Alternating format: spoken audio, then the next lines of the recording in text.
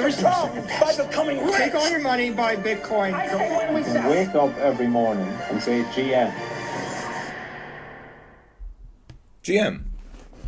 GM, GM, GM, GM. So, if you haven't seen Weekly Outlook, you should check it out. I was talking about yesterday, looking at the bullish paths, and because of the Trump news and the reaction of the market to it, I was feeling much more bullish yesterday than I had been for the previous week. And since then, we've seen a pretty strong confirming move off the back of that to where we are now. BTC with a really nice move up. And if you go back and look at these couple of examples, I think the bottom's in would be my hunch at this point. You can, like, obviously there's different parts where you can say, well, it's not confirmed, it's not fully confirmed, this and that, which is true. And for trading it, I'll wait for a confirmation on my system. What I'm saying is purely subjective. This is my opinion based on everything I've seen, both data and technical, and just my reading of sentiment and feelings, blah, blah, blah, right? I think the bottom's in. I think that move has confirmed it, and I do think we will pull back. We'll probably pull back to about 60, something like this. And I think that Bitcoin is now going to go on a... Look, my hunch would actually be that we move really quickly towards the range high, and there's very little pullback, and we might not even get this pullback, and that what people are expecting, they don't get a deep pullback. And essentially what you could see is just a strong trend through the range up until maybe even 70, maybe even to the highs itself. If you're looking at where would the market actually go on the upside, well, if you take off these bands and we start to look at some of these areas in between, if we drop down a time frame, looking at some areas that haven't been retested. So what gaps were left? There's a block there with a gap left below it, so you can see. In fact, I should mark the gaps out themselves. I'll just mark out the gaps. There we have it, from there to there, and I'll mark them in, I don't know, red. Moves down, mostly getting bounces up, mostly not leaving too much inefficiency behind, retesting, bit of a gap down there, and then we have that the main part here, which is the bottom of that block over to this one, which I think we'll touch off pretty easily in the coming days. And if you're looking then at what else we have on the way down, is we have an absolute stack of stop losses. I'll take away that path, doesn't really need it. That was the gap that we filled last night, so that one's done. So obviously a pullback from here is expected, but it's just the thing I would caution people is we've just flipped bullish for the first time in ages, right? Bitcoin is just reverse trend for the first time in weeks. Don't fade it. People are looking to get short way too soon, not understanding that this has all the hallmarks of a bottom. It absorbed. We've squeezed strong back into range. And just because it's not pulling back doesn't mean that you should get bearish. In fact, this is an impulsive move, which might leave a breakaway. Now, it can, and probably will, fill all of that at some point later. I just don't think it'll come as quickly as people might be expecting. Just mark it out here to let you visualize how quickly this move can actually happen, because all of the way down, through all of this, shorts who kept shorting at each new breakdown have had literally a free ride all the way. No shorts under any pressure at all on any of this, even this one. And quite often when you leave a bunch of stops like that, they can get tagged pretty quickly. Not all of them, not all at once, but you can see this unwinding effect if we do break above this resistance here. I don't think this resistance is strong. In fact, the market has shown that it's not very strong as we've pushed up very easily into it. And of course, it can stop the market, sure. And people are like, I think my estimate is like what most people think is like, oh, we're going to pull back to here and then we'll buy there. It's far more likely to fucking do that, right? And then come back like that. That's the kind of move that would actually be more likely. Now again, for trading, and I'll talk about in trade of the day, trading's different, right? You take your trades based upon systems and setups. Higher time frame, we're all good. We had a weekly close, which we had last night. A decent weekly close with about as good as you could expect from that move. Now, here's the thing that you want to look out for in the higher time frame, which is the weekly structure. High to a low, to a lower high, to a lower low. So anything with a weekly close below 69.6 is a lower high and is technically bearish. So what you're looking at here, if and when we get back up there, weekly close here equals bullish shift. I should say weekly close above here. And outside of that, though, I think we're looking good. I think market's looking good, looking strong, squeezing out some of the shorts. Basically, if you haven't seen Weekly Outlook, check out Weekly Outlook. I cover a lot of it over there, talking about the open interest divergence, which was a sort of a hidden bullish sign potentially, which seems to be the case so far. And the bands haven't flipped green yet. That's true. So that gives me confidence that whatever this move is, it's going to have a pullback at some point, and it's the pullback that really matters. I just know from seeing these type of moves occur in the past that when you break down and you leave behind lots of stops all at once, so if you even look at it like on a lower time frame like here, when you break down, you leave lots of highs and highs and highs, you can sweep through them. Now, of course, that was a bearish move.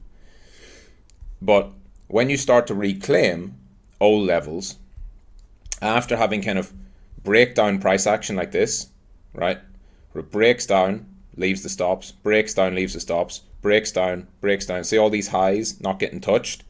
Price, eventually once it bottoms out, it just rips through all of it. So it just keeps going up and up and up and up to take out all of these stops initially. Quick dip back and then flush all the way to take out this and this and this and this. If price has come back, and if this is confirmed to be if you imagine this now as a range reclaim, the target is to move to the other side of the range, right? That's quite clear what the target would be. You can see it as well over here on a much smaller time scale. We had a move down and we had a sell-off, and a sell-off, and a sell-off. So again, shorts could just short freely and not get stopped out. We come back up, we take out those initial ones, quick consolidation, and then boom, straight through to the range high. That one broke out and held. The principle will be the exact same. I expect a move to the range high. This is our first known resistance. This is the first place that I could see price slowing down. I think above that, it probably moves pretty quickly to the highs. And all of this, by the way, is not even to say that it's bullish.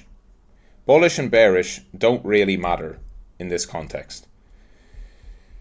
Because if we have tried to break below and it's come back inside and we spend some time here and we consolidate, the move through is going to go targeting the range high. Now, what happens from there is important. What I would actually like to see would be much more of a steadier move up, move up, move up, build value at the top of the range and then break out. That would be much more of a confirming signal. That would be much more of a strong signal. If we leave this gap behind, short consolidation, we gap up again. The problem with that is once you take out the highs, it leaves open the possibility to come back inside, and then you've got a range high failure. So anyway, a lot of that is to come.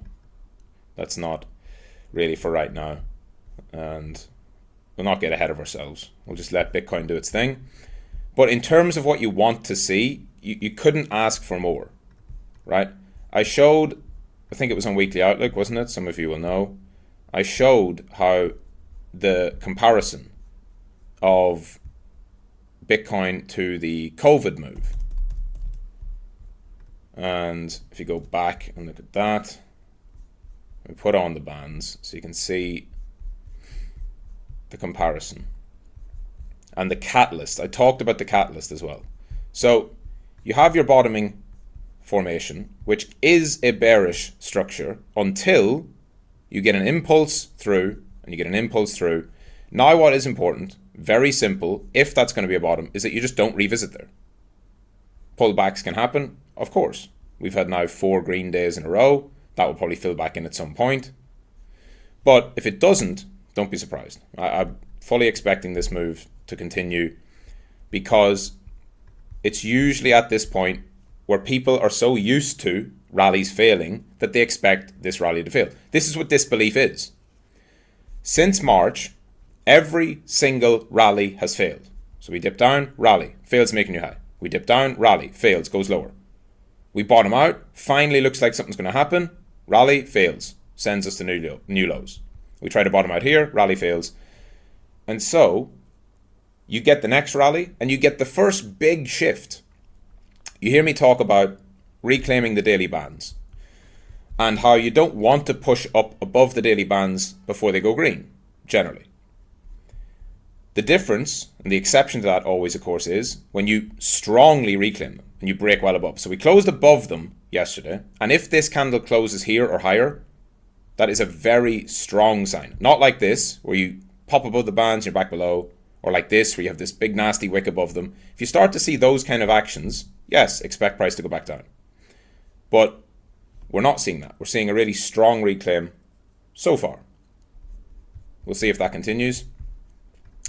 But probably the number one thing is that when you take this old range that we were in, that I marked out previously, this is a range value area low reclaim, right? So I'll take off all those stops in that path. I don't really need that. This is the most bullish thing of all. When you have the value area of the previous, 4 months, you get a value area low reclaim, which we are looking to do today. Needs today to close to confirm. The expectation from that is that you move to the value area high, which is about 69 to 70. The way I would look at that, and I'll talk more about that in trade of the day, would be for price to go from here to here. That's the path, that's the direction. If it closes inside the value area, that's where it goes. Now the path can be different. It could go down and up. It could dip below it, of course, because things don't have to work perfectly. Or it could just continue straight up. But to be clear, and as a volume profile trader, this is exactly what I want to see. Exactly what I want to see. This is what the lessons I've been doing in the most recent weeks have been about. Value area reclaims are powerful. So it's looking good. And it's just like, one of the things that you have to be aware of as a trader and try to get better at, and certainly it's something that I've got better at over the years, and it's probably the number one thing that you need as a trader, is flexibility, which is why I try to say, like, students will always want to ask me price targets. They want to ask me if I'm bullish or bearish too. And it was different last year when I was just straight up bull, because we were so low. Bitcoin was 20, 30K. At that point, you can just be blindly bullish, because you know that your bet is, if we get a bull market, like if we go to all-time highs, of course you need to be bullish. At this point, the market is now, crowded and fully expecting things and blah, blah, blah. So to be bearish or to be bullish, to me, isn't a great place to be. Like if you ask me 5 years, I'm a massive Bitcoin bull. 10 years, massive Bitcoin bull. Like long-term bull, yeah. Short term, just have your setups, have your invalidations, and take your longs, take your shorts whenever the charts tell you to. I don't care about being bullish. I don't care about being bearish. I don't care when people want to know what do I think is going to happen in 2025. I don't know.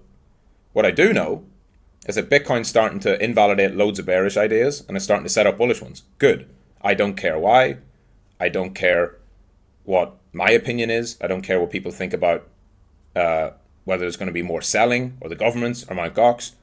Doesn't matter. Just like all the good news didn't matter when we were too high, right? You had loads of good news up here and price went down. So if we're at the lows and there's loads of bad news, doesn't matter. The charts are finally starting to show life again, which is good. So we're mid-July. Be actually interesting to see the options levels for this month.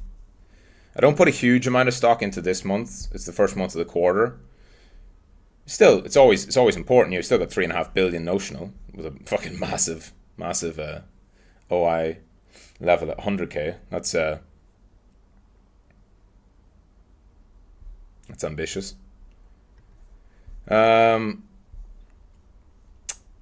Not really much there. We're back inside. There's a big level at 67, 66, 54. I mean, it's all pretty evenly distributed, so it wouldn't be a huge amount of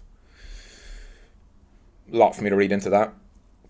But yeah, I'm pretty sure that Bitcoin, keep it really simple, right? Stay above 61.2 and we go to 69. Now, this is a daily chart, right? And to go from the last time we cleared, right, here we go. The last time we got above 61.2 to get to 69, it took 17 days, right? We went up initially, we pulled back, we went up again. So it's not something that's going to happen in fucking a day, right? It might happen in a few days, but don't expect it to be a really super fast thing. We are right back at the monthly open as well.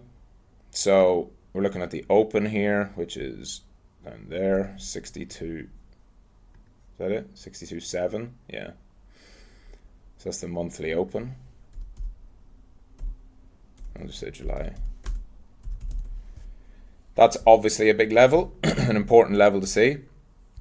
It also aligns with that point of control of the previous volume distribution. And yes, by the way, if you reject off a previous volume distribution, if you reject off the point of control, that's also a bearish confirmation. But for these type of moves, again, what you're waiting to see is, rejection to me is, when do we move back down there, right? And how quickly. If we have a sharp rejection of this level, that will be a sign, okay, we tried to reclaim, we failed. If it's more of a, we drop back, we bounce up, we drop back, that's building value, more so. So price action, right, what the price actually does is as important, if not more important, than the price move itself. Let me look at some lower time frame trend analysis. Take off these bands and put on the 50, 100, 200, because this is what you're looking to see. When is Bitcoin going to flip into a 4-hour uptrend again? Because you can see the last time we moved through, remember I said that's 17 days? Starts off with a bearish trend like we have here. Reclaims above the bands, but it takes a while. The bands eventually cross and we get 50, over 100, over 200 as we push towards the highs. Now, in an uptrend, you're looking for those bands to cross and for price to consolidate, and then of course for price to trend meaningfully higher. So what I would like to see would be price to push a little bit higher, pull back, rise up, and flip the bands at a lower level. So the last time the 4-hour bands flipped, we were already at 70k. If we can flip those bands in the mid 60s, that's setting up much more of a base for a nice rally.